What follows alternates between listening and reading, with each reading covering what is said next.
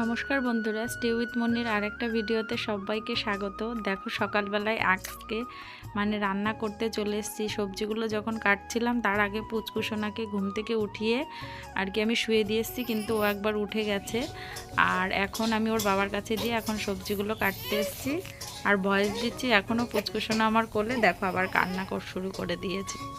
অনেক দিন থেকে ভেজ ডাল খাবো ভাবছিলাম, তাই আজকে ভেজ ডাল করছি। ফুলকপি আলু দিয়ে তরকারি, ক্যাপসিকাম, ফুলকপি আর নানান রকম সবজি, গাজর টাজর দিয়ে ভেজ ডাল করবো। আর এখন তৈরি করে নিচ্ছি ওটস, এটা আমার জন্য।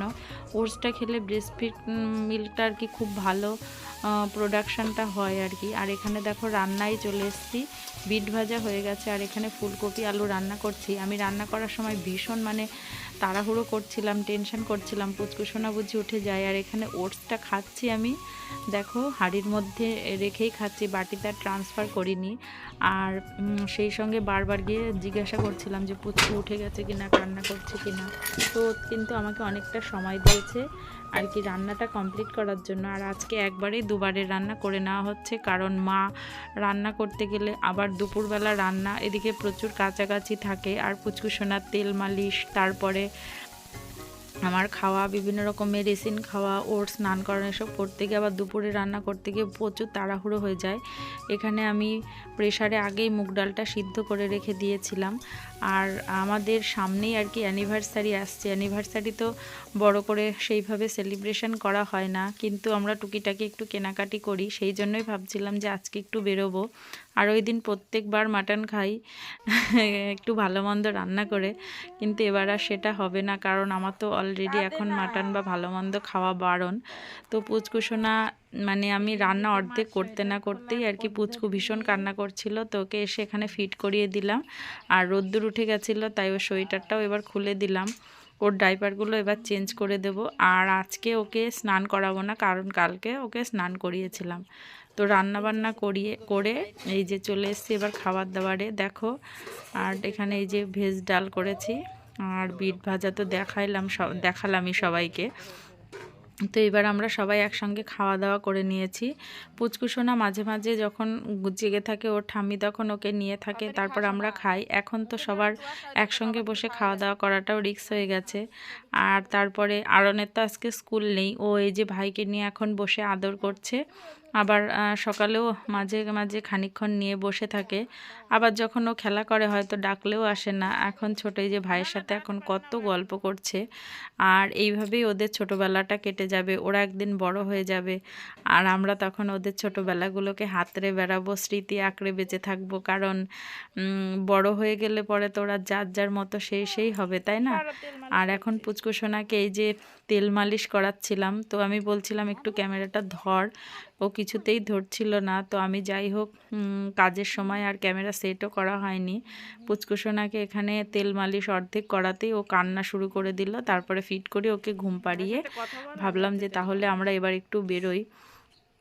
হ্যাঁ, তো যে উদ্দেশ্যে গেছিলাম সেই কেনাকাটি তো হয়নি। দেখো আমি এখানে রেডি হয়ে নিয়েছি, একটা চুড়িদার পরেছি। প্রথমে ভেবেছিলাম পুচকুসোনাকে নিয়ে যাব না, ওকে রেখে যাব, 1 ঘন্টার মধ্যে চলে আসব। কিন্তু যদি পুচকুসোনা উঠে যায় আর কান্নাকাটি করে, তাই ওকে আবার নিয়ে রেডি করালাম।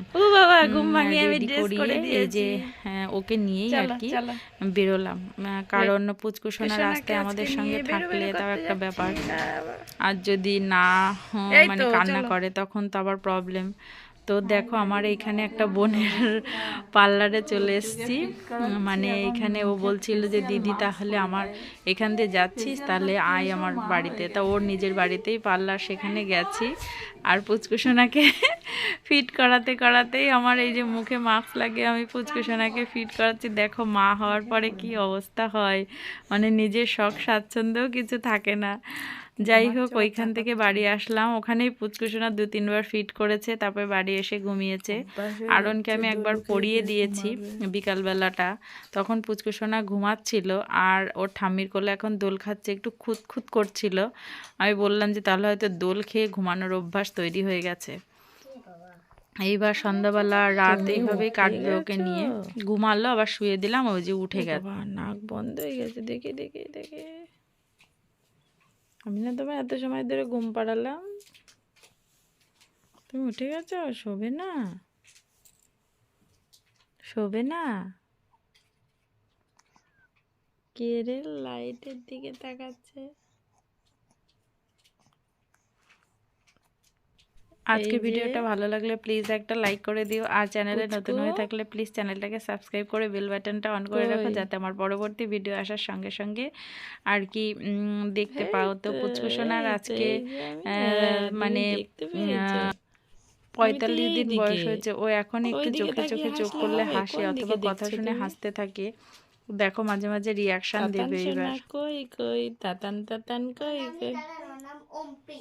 হ্যাঁ, ওর নাম অমৃত, ওর নাম তাতান, ওর ডাক নাম অমৃত, ওর নাম পুচকু, ওর নাম টুকলু, ওর অনেক নাম।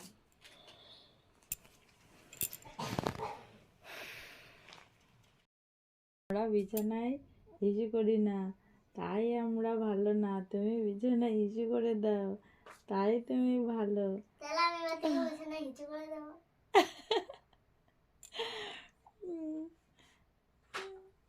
কথা বলবে তুমি একটু?